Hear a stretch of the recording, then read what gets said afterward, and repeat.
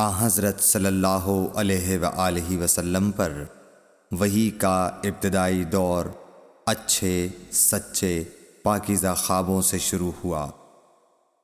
آپ خواب میں جو کچھ دیکھتے وہ صبح کی روشنی کی طرح صحیح اور سچا ثابت ہوتا۔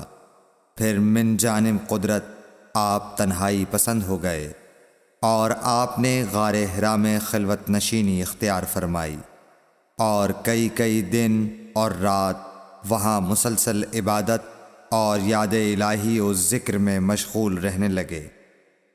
جب تک گھر آنے کو دل نہ چاہتا توشہ ہمراہ لیے ہوئے وہاں رہتے۔ توشہ ختم ہونے پر ہی اہلیہ محترمہ حضرت خدیجہ رضی اللہ تعالی عنہا کے پاس تشریف لاتے اور کچھ توشہ ہمراہ لے کر پھر وہاں جا کر خلوت گزین ہو جاتے۔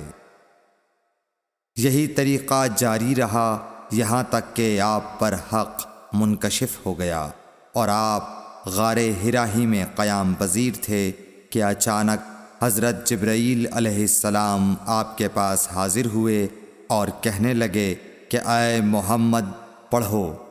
آپ فرماتے ہیں کہ میں نے کہا کہ میں پڑھنا نہیں جانتا۔ آپ صلی اللہ علیہ وسلم فرماتے ہیں کہ فرشتے نے مجھے پکڑ کر اتنے زور سے بھینچا کہ میری طاقت جواب دے گئی۔ پھر مجھے چھوڑ کر کہا پڑھو۔ میں نے پھر وہی جواب دیا کہ میں پڑھا ہوا نہیں ہوں۔ اس فرشتے نے مجھ کو نہایت ہی زور سے بھینچا کہ مجھ کو سخت تکلیف محسوس ہوئی۔ پھر اس نے کہا کہ پڑھ۔ میں نے کہا میں پڑھا ہوا نہیں ہوں۔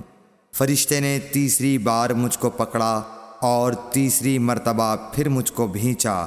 پھر مجھے چھوڑ دیا اور کہنے لگا کہ پڑھو اپنے رب کے نام کی مدد سے جس نے پیدا کیا اور انسان کو خون کی پھٹکی سے بنایا۔ پڑھو اور آپ کا رب بہت ہی مہربانیاں کرنے والا ہے۔ بس یہی آیتیں آپ حضرت جبرائیل علیہ السلام سے سن کر اس حال میں غار حرا سے واپس ہوئے کہ آپ کا دل اس انوکھے واقعے سے کانپ رہا تھا۔ آپ حضرت خدیجہ کے ہاں تشریف لائے اور فرمایا کہ مجھے کمبل اوڑھا دو، مجھے کمبل اوڑھا دو۔ لوگوں نے آپ کو کمبل اوڑھا دیا۔ جب آپ کا ڈر جاتا رہا تو آپ نے اپنی زوجہ محترمہ حضرت خدیجہ رضی اللہ تعالی عنہا کو تفصیل کے ساتھ یہ واقعہ سنایا اور فرمانے لگے کہ مجھ کو اب اپنی جان کا خوف ہو گیا ہے۔ آپ کی اہلیہ محترمہ حضرت خدیجہ رضی اللہ تعالی عنہا نے آپ کی ڈھارس بندھائی اور کہا کہ آپ کا خیال صحیح نہیں ہے۔ اللہ کی قسم آپ کو اللہ کبھی رسوا نہیں کرے گا۔ آپ تو اخلاق فاضلہ کے مالک ہیں۔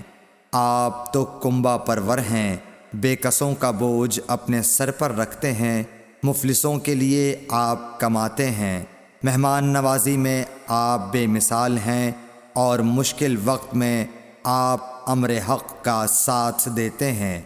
ایسے اوصاف حسنہ والا انسان یوں بے وقت ذلت و خواری کی موت نہیں پا سکتا۔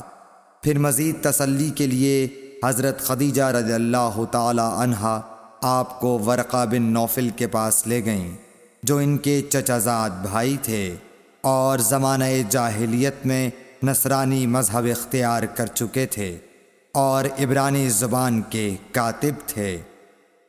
چنانچہ انجیل کو بھی حسب منشائے خداوندی عبرانی زبان میں لکھا کرتے تھے۔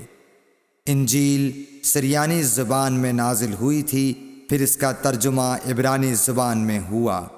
ورقہ اسی کو لکھتے تھے۔ وہ بہت بوڑھے ہو گئے تھے، یہاں تک کہ ان کی بینائی بھی رخصت ہو چکی تھی۔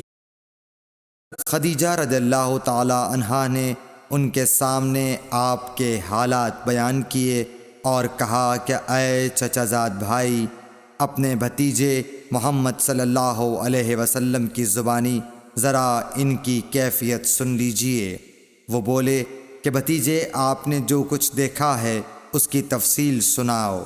چنانچہ آپ صلی اللہ علیہ وآلہ وسلم نے از اول تا آخر پورا واقعہ سنایا، جسے سن کر ورقہ بے اختیار ہو کر بول اٹھے کہ یہ تو وہی ناموس معزز رازدان فرشتہ ہے جسے اللہ نے حضرت موسیٰ علیہ السلام پر وحی دے کر بھیجا تھا۔ کاش میں آپ کے اس عہد نبوت کے شروع ہونے پر جواں عمر ہوتا، کاش میں اس وقت تک زندہ رہتا جب کہ آپ کی قوم آپ کو اس شہر سے نکال دے گی۔ رسول کریم صلی اللہ علیہ وآلہ وسلم نے یہ سن کر تعجب سے پوچھا کہ کیا وہ لوگ مجھ کو نکال دیں گے، حالانکہ میں تو ان میں صادق و امین و مقبول ہوں۔ ورقہ بولا، ہاں یہ سب کچھ سچ ہے، مگر جو شخص بھی آپ کی طرح امر حق لے کر آیا لوگ اس کے دشمن ہی ہو گئے ہیں۔ اگر مجھے آپ کی نبوت کا وہ زمانہ مل جائے تو میں آپ کی پوری مدد کروں گا، مگر ورقہ کچھ دنوں کے بعد انتقال کر گئے، پھر کچھ عرصے تک وحی کی آمد موقوف رہی۔ صحیح بخاری حدیث نمبر 3۔